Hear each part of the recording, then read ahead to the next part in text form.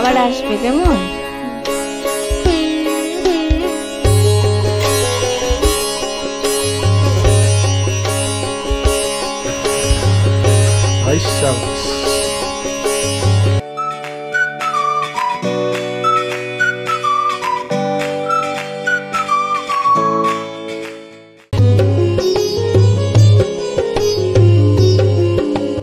Hello বন্ধুরা, সবাই কেমন আছেন আপনারা? আশা করি খুব ভালো আছেন। And welcome back to my channel to a new blog. আর চ্যানেলে নতুন বন্ধুদের অনেক অনেক স্বাগত জানাই। আজ ওয়েদারটা খুবই ভালো। কাল যখন বাড়ি ফিরছিলাম তখনই বিকেল দিকে অল্প অল্প বৃষ্টি পড়ছিল। আর আজকেও সকাল থেকে একটু মেঘ আর কখনো কখনো বৃষ্টি হচ্ছে, কখনো আবার রোদ উঠছে। সকাল থেকে সেরকম টুকটাক কাজ করা হয়ে গেছে, আর এবারে একদম দুপুরবেলা খাবার আগে আর তখনই ব্লগটা শুরু করলাম। আমাদের দুই বোনের কাণ্ড দেখুন। কালকে বিকেলে যখন ফিরছিলাম তখন আস্তে আস্তে কী নিয়ে একটা গল্প উঠেছে ছোটোবেলার, তো তাতে পান্তা ভাত ছিল। তো সেজন্য ইচ্ছে যে পান্তা ভাত খাবে, কি পেঁয়াজি টিয়াজি দিয়ে মেখে, তাই জন্য এইখানে কালকে রাত্রিবেলাতে ভাত করেছিলাম। ভাতটা করে নিয়ে ও বলেছিল যে জল ঢেলে আর রেখে দিবি। তো ঘরের ভেতরে তো এসি চলছে, যথারীতি ঠান্ডা, পান্তা ভাত তো হবে না সেভাবে, তাই জন্য ও বলেছিল বাইরে রেখে দিতে, কিন্তু বাইরে রাত্রিবেলায় রাখা যাবে না, পোকামাকড়। তো সেই জন্য সকালে উঠে এইখানটা চেয়ারটা এরকমভাবে ডেস্কটা ভরে রেখে দিয়েছি। আর সারা রাত ওটা ভিজে ঢোকায়নি, একটা আমাদের গরম হয়ে যায় এরকম রুম আছে, সেইখানটায় রেখে দিয়েছিলাম। লন্ড্রি রুমটা বেসিক্যালি আর কি। তো তাতে কিছু হয়নি, মানে যেটা পান্তা ভাতের অ্যাকচুয়াল ফ্লেভার সেইটা আসেনি, বাট ঠিক আছে, ওই জলটা একটু টকটক মতো হয়েছে। তো ওই জন্য আমরা আজকে পান্তা ভিজিয়েছি। দেখা যাক এবার দিই কি একটা চাট বানাবে বলেছে পান্তা ভাতের জন্য। আয় রন,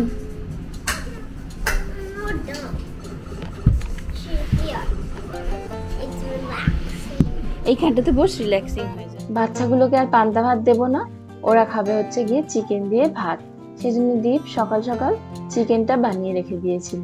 আর এখানে এখন আমাদের পান্তা ভাতের নানা রকমের চাটের তোড়জোড় চলছে। আমি ততক্ষণ বসে রনকে আর বাচ্চাগুলোকে খেতে দিয়ে খাইয়ে নিলাম, আর এদিকে দিয়ে পেঁয়াজিটা ভেজে নিল।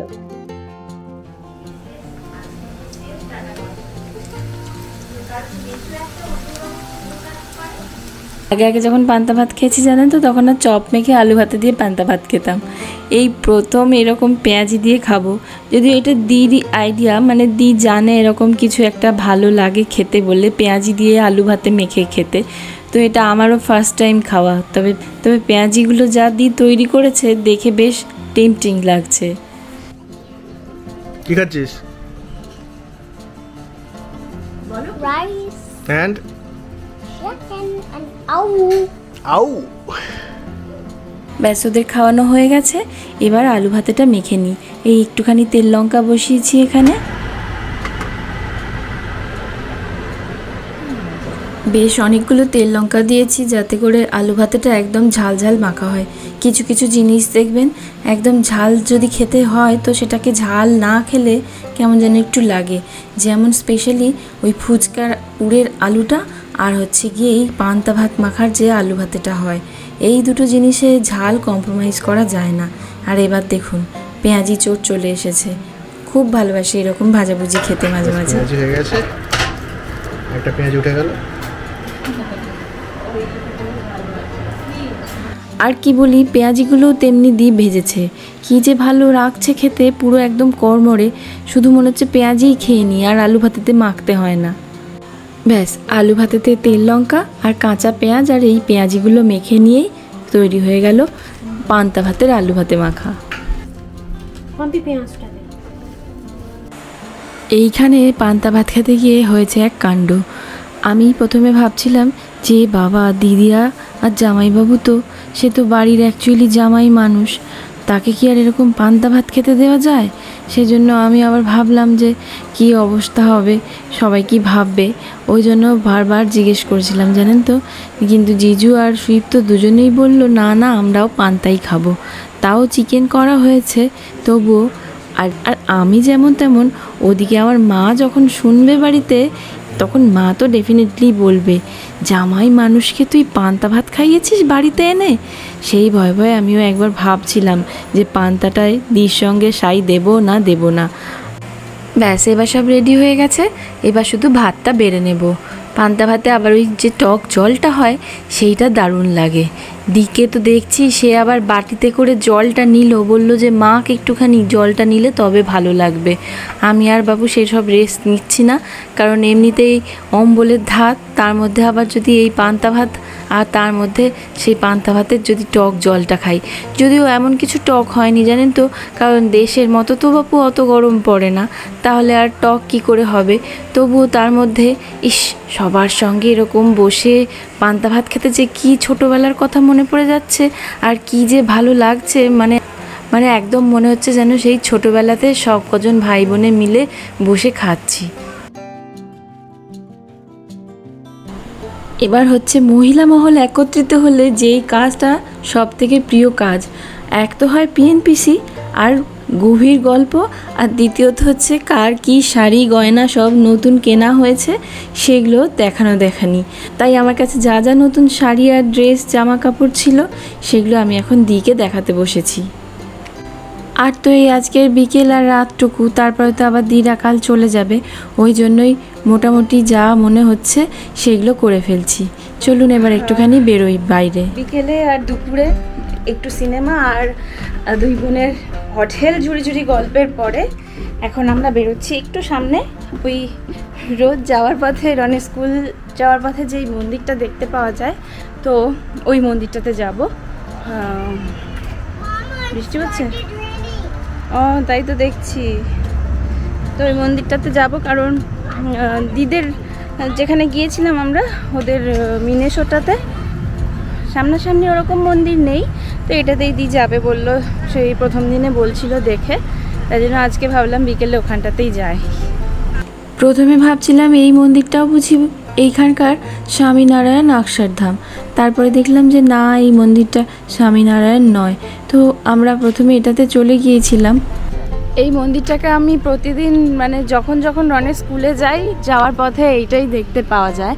তো এইটা হচ্ছে গিয়ে বেসিক্যালি শ্রী ভেঙ্কটেশ্বরা টেম্পল, কিন্তু এটা স্বামীনারায়ণটা নয়। তো আমরা এখন এইটাতে ঢুকে গেছি, তো এখান থেকে বেরিয়ে আমরা আবার ব্যবসে যাব।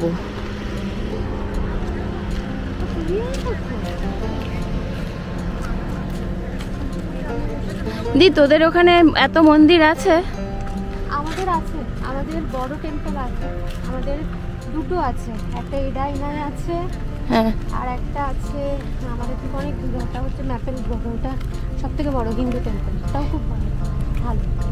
এখানে নর্থ ক্যারোলিনাতে শুনেছি বলতে যাতায়াতের পথে অনেক জায়গায় অনেকগুলো মন্দিরই দেখেছি। তো এটা আমাদের বাড়ি থেকে একদম সবচেয়ে কাছে, 3 মিনিট থেকে 4 মিনিট মতো। চলুন তাহলে ঠাকুরকে একটুখানি দর্শন করে চলে আসি। আসলে ঠাকুরের টান না থাকলে সত্যি আসা যায় না। আমরা ভেবেছিলাম অক্ষরধামে যাব, তো সেই জায়গায় এখানে চলে এসেছি। এখানে একটু প্রণাম করে তারপরে গিয়ে এখন আবার অক্ষরধামে চলে এসেছি। দিনের শেষ আর সন্ধে নামবো বলে মন্দির দুটোই বেশ খালি হয়ে গেছে।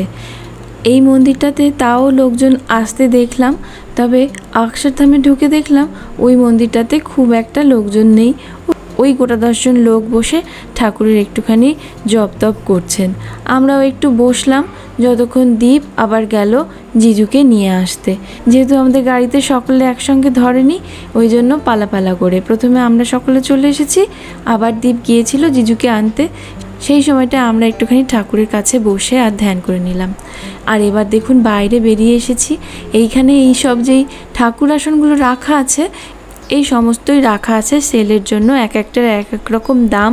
এই 3টে যে দাঁড় করানো আছে তার মধ্যে সবচেয়ে বেশি দামেরটা হচ্ছে $3000। 2000। তাই তো বললাম এটা 2000 দাম, ও 2000 দিয়ে আনছে, এগুলো একটু দাম বেশি, এর থেকে কমে পাওয়া যায়। আমার এইটা বেশি কালারটা ভালো লাগছে। এই কালারটা বলে তারপরে উডের বলে, আমার শ্বশুরবাড়ির কালারটা এটা। আমার একটা ঠাকুরের করার ইচ্ছে আছে।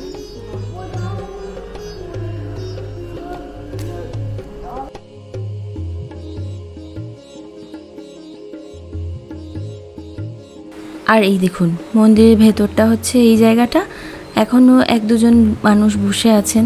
আর তারপরে গিয়ে মন্দির বন্ধ হওয়ার সময়ও তো হয়ে আসছে, একটু পরেই হয়তো বন্ধ হয়ে যাবে। আমরা মন্দিরটা দেখা হয়ে গেল আর একটুখানি বসে নাম জপও করা হয়ে গেল।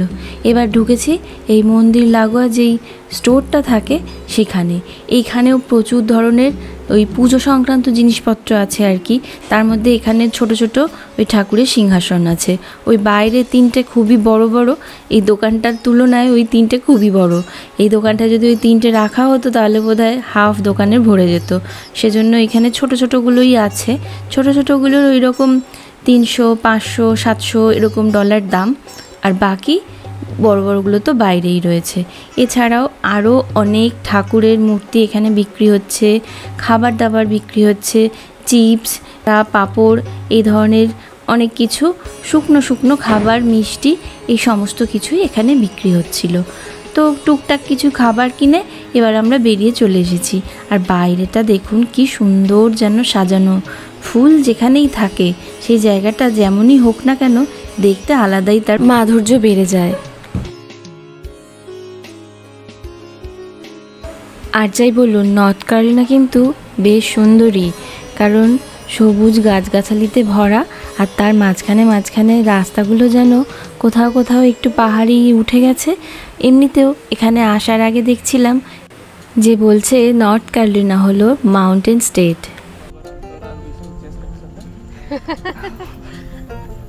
আমরা আসলাম হচ্ছে ওই মন্দিরটা থেকে। এই বাড়ির সামনে একটা লেক, সেই লেকটা হচ্ছে নাম ক্র্যাবট্রি। এটা কখন, হ্যাঁ ক্র্যাবট্রিটা আমরা প্রায় সময় যাই, পেরিয়ে যাই, কিন্তু কোনো সময় আসা হয় না। তো আজকে দিদেরকে নিয়ে আসলাম। দিদের ওখানেও প্রচুর লেক, দিদের তো লেকের 10,000 লেক আছে। 10,000 লেক, লেকের স্টেট। তবে সন্ধ্যের দিকে লেকের ধারে আসলে কিন্তু বেশ অনেক কিছুই সতর্কতা ফলো করতে হয়। যেমন মাথার উপরে এক ঝাঁক ঝাঁক মশা উড়ে বেড়াচ্ছে, আর মশাগুলোর কিন্তু কামড়ও বেশ ভালোই, একদম ফুলে ঢোল হয়ে যায়। এই দিকটা থেকে লেকটা আরও বেশি খোলা দেখা যাচ্ছে অনেকটা।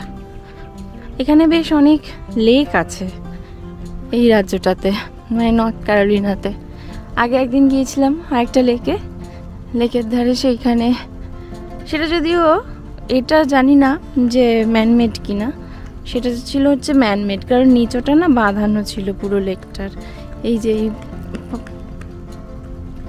এই পায়ারটা আছে, এই পিয়ারটার থেকে গিয়ে বোধহয় মাছ টাছ ধরে। এবার চলুন, টুকটাক ঘোরা বেড়ানো হয়ে গেছে, আবার বাড়ি ফিরে যাই। বাড়িতে গিয়ে আবার ওদেরকে একটু তাড়াতাড়ি খাওয়া দাওয়াও সেরে রাখতে হবে, কারণ কাল আবার সকাল সকালই দিদের ফ্লাইট। বলছিলাম তাই দুজনে যে আর একটু কদিনের জন্য থেকে যেতে পারতিস, কিন্তু ওই ফ্লাইটের টিকিটটা কাটা হয়ে গেছে। আসলে দিদা যখন আসবে বলে ঠিক করে একদম হুট করেই টিকিটটা কেটে ফেলেছে। না তো আমি দিদিকে বলতাম যে কেন 1 সপ্তাহের জন্য টিকিট কাটছিস, তার চেয়ে বরং 10-12 দিন কি 2 সপ্তাহ মতো কর, কারণ ওয়ার্ক ফ্রম হোম থাকলে তো আর কোনো অসুবিধা হয় না। যাক, এই বাড়ি ফিরে এবার খাবার দাবার রেডি করে নিই। কি হচ্ছে? যে লুচি, মাংস, কষা মাংস আর সিমের পায়েস। আইসাবাস, বাংলা কি আমেরিকায় বাঙালি হয়ে গেল তো পুরো। তো আমরা তো বাঙালি। ওকে, লুচি হচ্ছে এখানে, লুচির তেল রেডি, ওখানে পায়েসের দুধ রেডি। ততক্ষণ আমরা একটু স্ন্যাক্স খেয়ে নিই।